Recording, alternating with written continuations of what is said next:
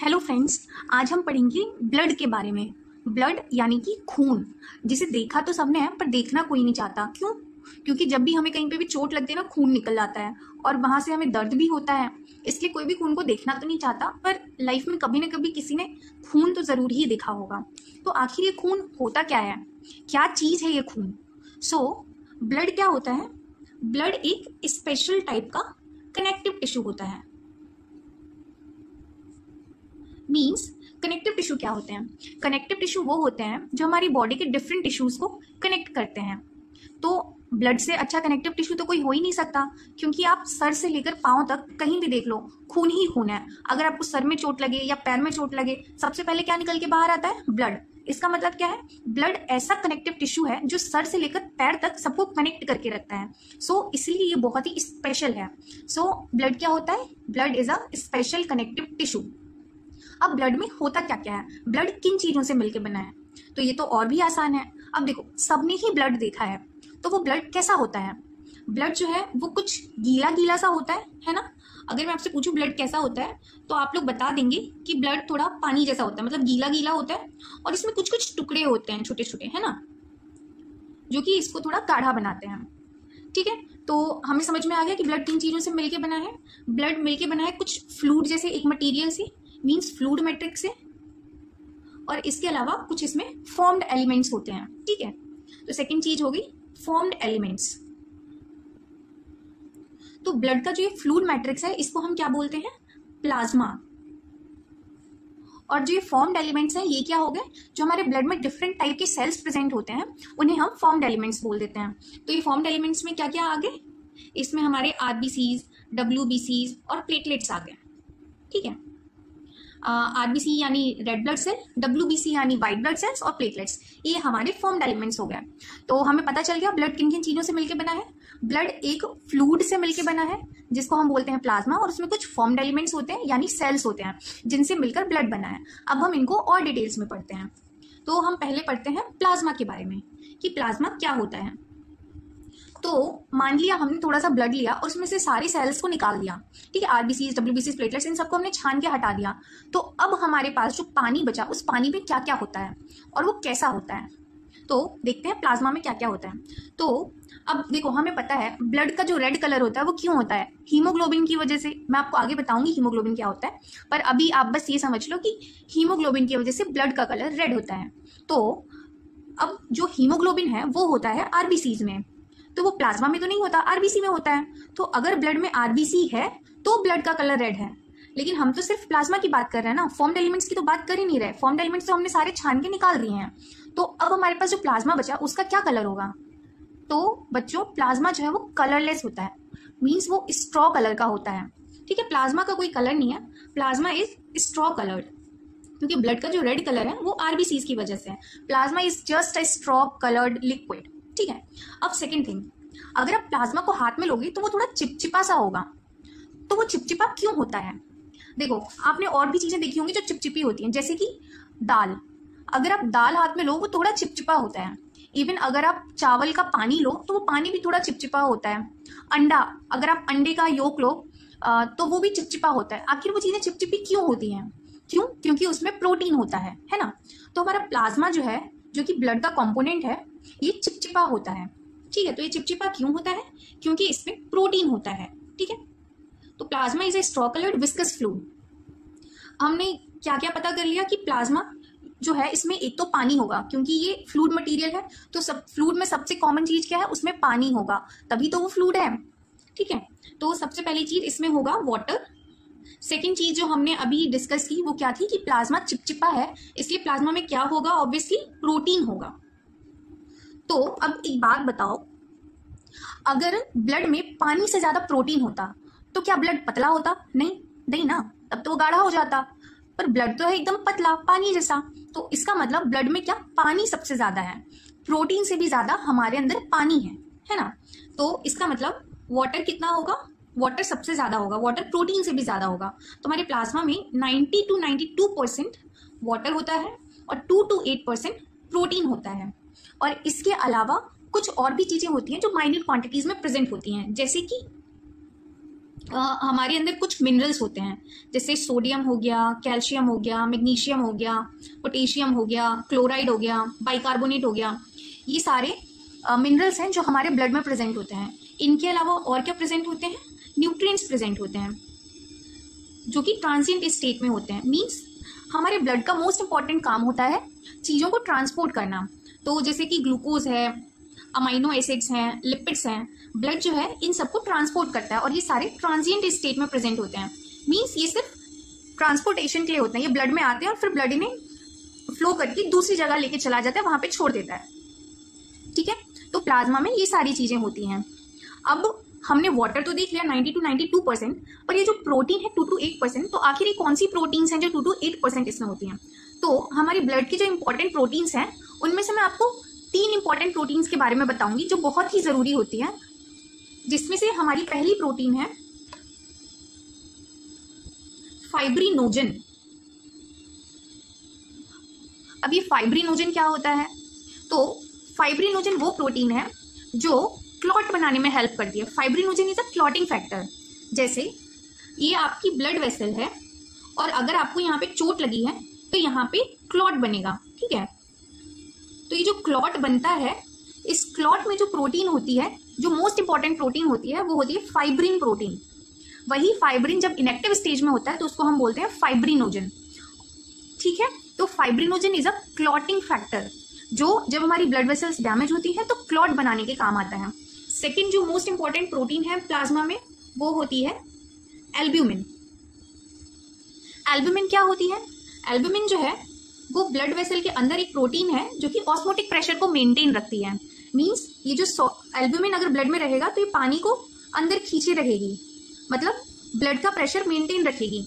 अगर आपके ब्लड में एल्ब्यूमिन कम हो जाएगा तो आपका ब्लड प्रेशर भी कम हो जाएगा, क्योंकि जो ब्लड में पानी है वो सारा बाहर निकलने लगेगा इसके छेद में से। ठीक है, तो हमारा ब्लड प्रेशर कम हो जाएगा। तो एल्ब्यूमिन क्या होता है? हमारा ऑस्मोटिक प्रेशर मेंटेन करके रखता है। तो एल्ब्यूमिन का मेन फंक्शन क्या हो गया? ऑस्मोटिक प्रेशर मेंटेन करना। और फाइब्रिनोजन का क्या काम था? क्लॉटिंग करवाना। ठीक है, नेक्स्ट जो एक और मेन प्रोटीन है हमारे अंदर है वो है ग्लोबुलिन। ग्लोबुलिन का क्या काम है? ग्लोबुलिन जो है वो हमारे डिफेंस मैकेनिज्म में काम आती हैं। ग्लोबुलिन्स जो है वो एंटीबॉडीज बनाती हैं जो कि फॉरेन ऑर्गेनिजम्स को किल करते हैं। ठीक है, तो ग्लोबुलिन जो है वो हमारे डिफेंस मैकेनिज्म में काम आता है। तो ये 3 इंपॉर्टेंट प्रोटीन्स थी जो कि प्लाज्मा में मिलती हैं, जिन्हें पढ़ना जरूरी था। ओके, अब हमने ये तो पढ़ लिया कि प्लाज्मा में वाटर 90 to 92% होता है, प्रोटीन 2 to 8% होता है, पर हमारे ब्लड में प्लाज्मा कितना परसेंट होता है? तो हमारी पूरी बॉडी में टोटल 5 से 5.5 लीटर खून होता है। तो उस 5.5 लीटर खून में से प्लाज्मा कितना है और फॉर्म्ड एलिमेंट्स कितने हैं? तो अगर हम ये देखेंगे तो हमें ये पता चलता है कि आई थिंक ये ऑब्वियस है कि हमारे ब्लड में प्लाज्मा जो है वो फॉर्म्ड एलिमेंट से ऑब्वियसली ज़्यादा होगा, क्योंकि हमारा जो ब्लड है वो फ्लूइड है, तो फ्लूइड ऑब्वियसली ज़्यादा होगा फॉर्म्ड एलिमेंट से। ठीक है, ज़्यादा तो है, पर कितना ज़्यादा? आखिर प्लाज्मा कितना है और फॉर्म्ड एलिमेंट्स कितने हैं? तो मैं आपको बता देती हूँ कि हमारे ब्लड में प्लाज्मा जो है वो 55% होता है और फॉर्म्ड एलिमेंट्स जो है वो 45% होते हैं। मींस प्लाज्मा फॉर्म्ड एलिमेंट से ज्यादा है, पर बहुत ज्यादा भी नहीं है, 10% ज्यादा है। ठीक है, इस वजह से हमारा ब्लड जो है वो फ्लूइड में होता है, उसकी कंसिस्टेंसी फ्लूइड होती है। ठीक है, अब हमने प्लाज्मा तो पढ़ लिया पूरा। अब आप सोचोगे कि हम इन इंपॉर्टेंट प्रोटीन्स को याद कैसे रखेंगे? तो इसको याद हम कर सकते हैं एक कीवर्ड से, जिसको हम बोलते हैं केज। ठीक है, C फॉर क्लॉटिंग फैक्टर्स, जो कि सबसे इंपॉर्टेंट है fibrinogen, then A for albumin and G for globulin. ठीक है, तो ये 3 इंपॉर्टेंट प्रोटीन्स हैं जो हमारे प्लाज्मा में मिलती हैं। आई थिंक अब प्लाज्मा सबको क्लियर हो चुका होगा। ठीक है, अब हम नेक्स्ट चीज पढ़ते हैं, फॉर्म्ड एलिमेंट्स। हमारे ब्लड का सेकंड कंपोनेंट जो कि होता है फॉर्म्ड एलिमेंट्स। तो हमारे ब्लड में 3 फॉर्म्ड एलिमेंट्स होते हैं, एंड दीज आर आरबीसीज, डब्ल्यूबीसीज एंड प्लेटलेट्स। आरबीसीज मतलब रेड ब्लड सेल्स, डब्ल्यूबीसीज मतलब white blood cells and platelets. ठीक है, and these are called erythrocytes leucocytes and thrombocytes. And what is the reason?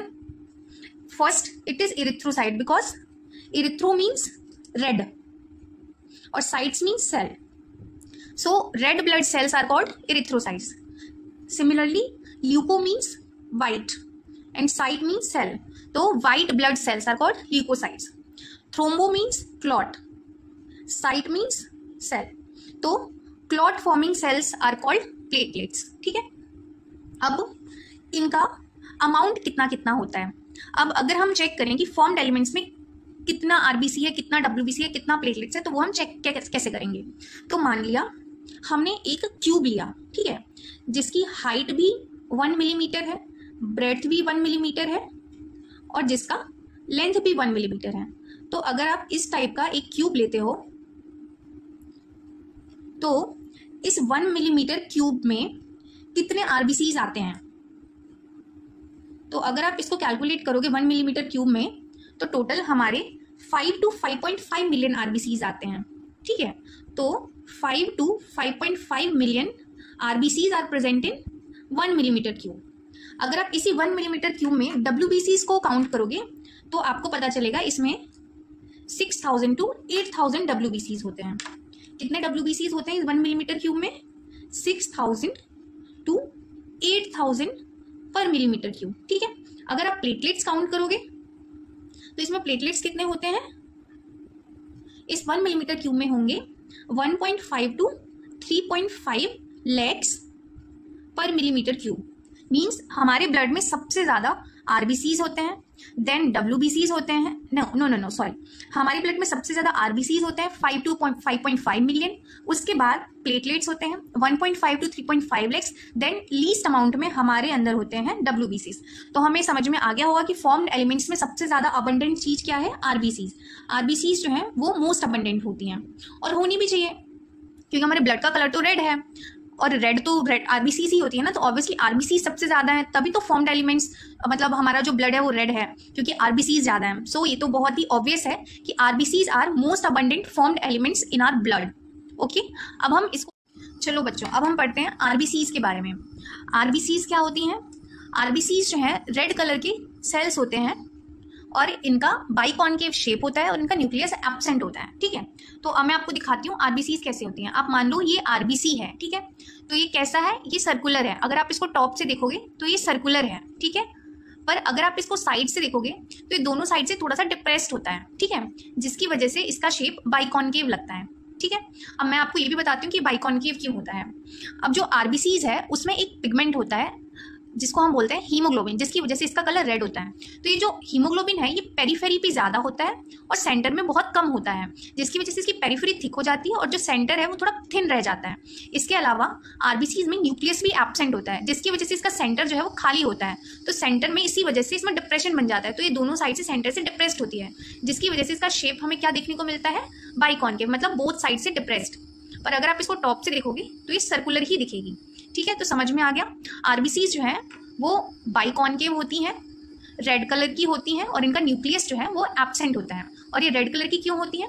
क्योंकि इसमें एक पिगमेंट प्रेजेंट होता है जिसको हम बोलते हैं हीमोग्लोबिन, जो कि एक आयरन कंटेनिंग सब्सटेंस होता है. आप देखते होगे आयरन जो है वो रेड कलर का होता है, इसीलिए आयरन की वजह से हीमोग्लोबिन भी रेड होता है और हीमोग्लोबिन की वजह से आरबीसीज रेड होती हैं. अब ये हीमोग्लोबिन कितना होता है हमारे ब्लड में?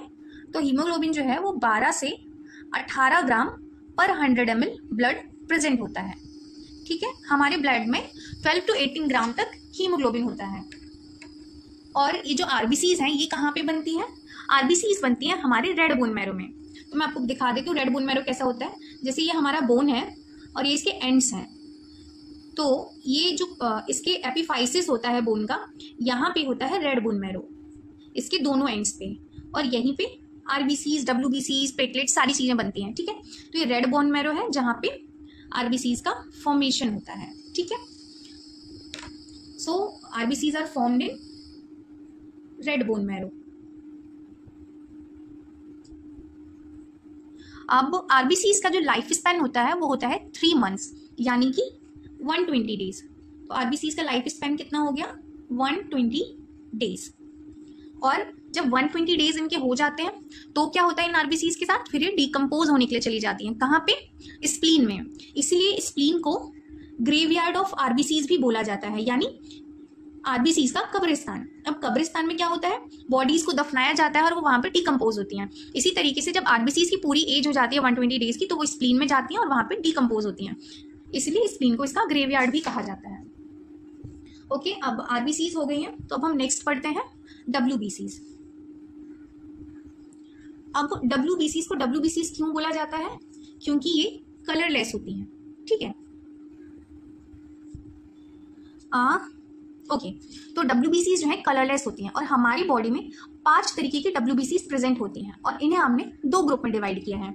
एक होता है ग्रेन्युलोसाइट और एक ग्रुप है ए ग्रेनुलोसाइट।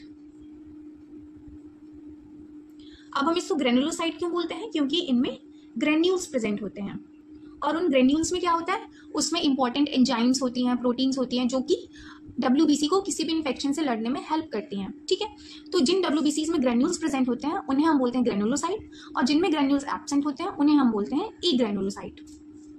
हमारी बॉडी में 3 तरीके के ग्रेनुलोसाइट होते हैं। First are neutrophils, second is eosinophils and third is basophils। और ए ग्रेनुलोसाइट 2 टाइप के होते हैं। First is monocyte and second is lymphocyte. अब देखो, डब्ल्यूबीसीज तो होते हैं कलरलेस, ठीक है। अब जब उनका कोई कलर ही नहीं है तो हम कैसे डिफरेंशिएट कर पाएंगे कि कौन सा न्यूट्रोफिल है, कौन सा ईस्नोफिल है, कौन सा बेसोफिल है, क्योंकि सब तो हमें व्हाइट ही दिख रहा है। सी, मैं आपको दिखाती हूँ एक नमूना, जैसे ये है, ये तो व्हाइट है। अब हम इसको कैसे डिफरेंशिएट करेंगे? देखो, ये व्हाइट कलर है और इसमें ये छोटे छोटे ग्रेन्यूल्स प्रेजेंट है, ठीक है, तो ये ग्रेनुलोसाइट मान लेते हैं इसको। अब ये तो पूरा व्हाइट है, अब हम इसको कैसे डिफरेंशिएट कर पाएंगे कि न्यूट्रोफिल है कि ईस्नोफिल है कि बेसोफिल है? तो हमने थोड़ा दिमाग लगाया। हमने क्या किया, डब्ल्यूबीसीज को स्टेन कर दिया और हमने इसको किससे स्टेन कर दिया? हेमेटोजाइलिन एंड इयोसिन से। ये एक स्टेन है जिसको हम राइट स्टेन बोलते हैं। इससे हम ब्लड को स्टेन करते हैं, ठीक है। तो हमने इस स्टेन से डब्ल्यूबीसीज को स्टेन कर दिया ताकि इन तीनों में जो भी बेसिक होगा वो एक स्टेन पकड़ लेगा, जो एसिडिक होगा वो एक स्टेन पकड़ लेगा। देखो, हेमेटोजाइलिन जो है ये बेसिक स्टेन है और इयोसिन जो है ये एसिडिक स्टेन है। तो जिसकी जैसी प्रॉपर्टी होगी वो उस हिसाब से इनमें से कोई एक स्टेन ले लेगा, ठीक है। अब आपने पीएच पेपर पे भी देखा होगा, जो भी एसिडिक चीजें होती हैं वो रेड स्टेन करती हैं और जो बेसिक चीजें होती हैं वो ब्लू स्टेन करती हैं। इसका मतलब जो भी बेसिक होगा वो ब्लू हो जाएगा और जो भी एसिडिक स्टेन लेगा वो रेड हो जाएगा, ठीक है। तो अब हमने क्या देखा कि अब हम इसको स्टेन करना शुरू करते हैं। तो सबसे पहले हम न्यूट्रोफिल्स को स्टेन करते हैं। तो जो न्यूट्रोफिल है, अब एक चीज आप लोग मान लीजिए कि इन तीनों सेल्स में न्यूक्लियस होगा, ठीक है। आरबीसीज में न्यूक्लियस नहीं होता पर डब्ल्यूबीसी में न्यूक्लियस होगा। अब जो इन तीनों का न्यूक्लियस है, अब न्यूक्लियस में क्या होता है? न्यूक्लियस में होता है न्यूक्लिक एसिड, ठीक है। तो न्यूक्लियस का नेचर हो गया एसिडिक, तो वो क्या करेगा? बेसिक डाई लेगा, है ना, अपोजिट को अट्रैक्ट करते हैं ना। तो न्यूक्लियस की जो प्रॉपर्टी है वो न्यूक्लिक एसिड की वजह से एसिडिक प्रॉपर्टी है, तो वो बेसिक डाई लेगा। बेसिक डाई लेगा यानी ब्लू, तो न्यूक्लियस जो है वो तीनों में ही ब्लू अपीयर होगा।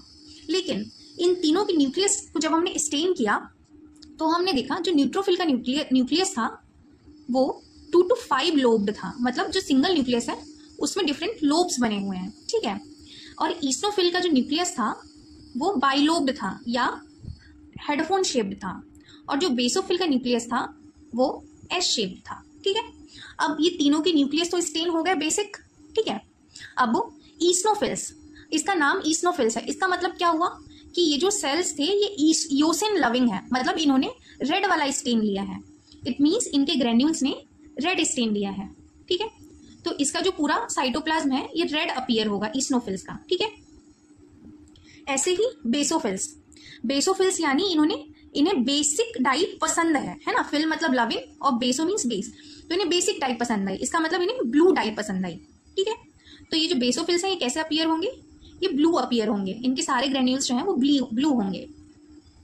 लेकिन जो न्यूट्रोफिल्स हैं इसके जो ग्रेन्यूल्स हैं वो एसिडिक भी होते हैं और बेसिक भी होते हैं। तो अब आपने देखा होगा अगर आप रेड और ब्लू को मिक्स करोगे तो आपको वो पर्पल बन जाएगा, मीन्स वो पिंक टू पर्पल के डिफरेंट शेड्स होंगे, ठीक है। इसलिए जो हमारा न्यूट्रोफिल है वो थोड़ा पिंक टू पर्पल शेड में दिखाई देता है, ठीक है। इसका जो ग्रेन्यूल्स हैं वो पर्पल कलर के होते हैं क्योंकि एसिडिक और बेसिक दोनों डाई को एब्जॉर्ब करता है। तो ये हो गया आपके न्यूट्रोफिल्स, ईसनोफिल्स और बेसोफिल्स, ठीक है। इनके हम और प्रॉपर्टीज पढ़ लेते हैं। अभी हमने इनका न्यूक्लियस देख लिया, इनके ग्रेन्यूल्स देख लिए, ओके। अब हम पढ़ते हैं इनका फंक्शन क्या होता है। न्यूट्रोफिल्स जो हैं ये फेगोसाइटिक सेल्स होते हैं, ठीक है। ये फेगोसाइटोसिस करते हैं। फेगोसाइटोसिस का मतलब क्या होता है? फेगो मतलब होता है ईटिंग और साइटोसिस मतलब सेल, मतलब इस सेल को ईट करते हैं। मीन्स जो भी हमारे अंदर फॉरेन बॉडीज आते हैं, फॉरेन सेल्स आते हैं, जैसे कि कोई भी बाहर से बैक्टीरिया आ गया या कोई पैरासाइट आ गया या कोई भी माइक्रोब आ गया, ये उसको खा जाते हैं, ठीक है। तो इसी को हम बोलते हैं फेगोसाइटोसिस। तो न्यूट्रोफिल्स क्या करते हैं? ये फॉरेन मटेरियल्स को डिस्ट्रॉय करने में हेल्प करते हैं। हेल्प क्या करते हैं? डिस्ट्रॉय ही कर देते हैं। ये फॉरेन मटेरियल को डिस्ट्रॉय करते हैं, ठीक है। ये हो गया न्यूट्रोफिल। देन ईसनोफिल्स। ईसनोफिल्स का क्या काम है?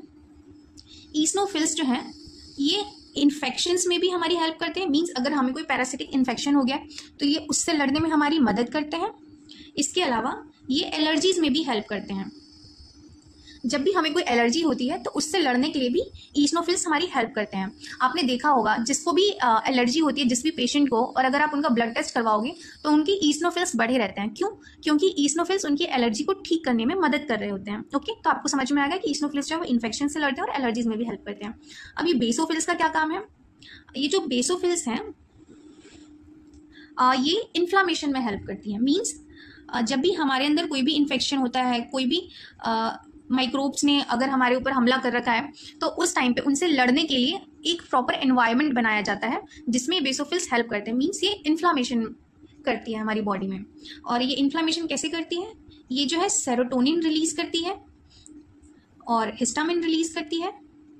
इसके अलावा हेपेरिन रिलीज करती है और ये इन सब के थ्रू इन्फ्लामेशन करवाती है, ठीक है।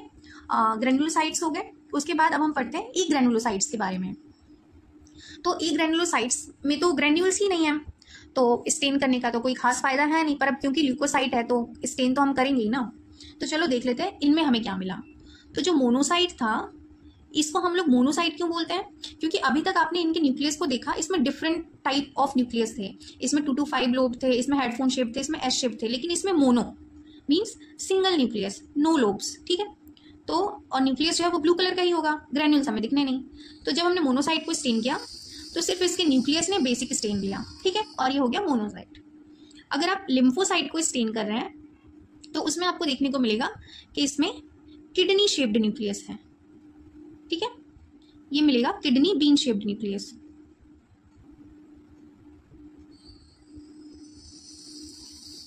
ओके। अब मोनोसाइट का क्या काम है? मोनोसाइट का वही काम है जो न्यूट्रोफिल का काम है, ठीक है। ये भी फेगोसाइटोसिस करता है। मींस बाहर से जो भी फॉरेन मटेरियल्स आते हैं, फॉरेन ऑर्गेनिजम्स आते हैं, ये उनको खा जाते हैं और उन्हें मार डालते हैं। लिम्फोसाइट्स का क्या काम है? लिम्फोसाइट्स जो है ये हमारे इम्यून मैकेनिज्म में काम आते हैं। लिम्फोसाइट्स जो है वो 2 टाइप के होते हैं, एक होता है बी सेल और टी सेल्स, और ये दोनों ही इम्यून रिस्पॉन्स में काम आते हैं। अब सबसे इंपॉर्टेंट चीज जो रह गई है WBCs में वो होता है इन सब का परसेंटेज, कि हमारे ब्लड में इनमें से कौन सा सेल कितने ज्यादा परसेंटेज में है, ठीक है। तो अब हम इनकी परसेंटेज देख लेते हैं। तो सबसे पहले होते हैं neutrophils, then eosinophils, basophils, monocyte and lymphocyte. तो बताओ हमारे लिए सबसे ज्यादा जरूरी कौन सा सेल है? हमारे लिए वो सेल सबसे ज्यादा जरूरी है जो फॉरेन मटेरियल्स को खा जाए, है ना, क्योंकि हमें मेनली इन्फेक्शन से ही लड़ना है ना। तो हमें सबसे ज्यादा वो सेल चाहिए होगा जो फॉरेन मटेरियल्स को खा जाता है। तो कौन ये काम करता है? ये काम करता है न्यूट्रोफिल्स। तो इसलिए हमारे ब्लड में सबसे ज्यादा होते हैं न्यूट्रोफिल्स, 60 to 65%।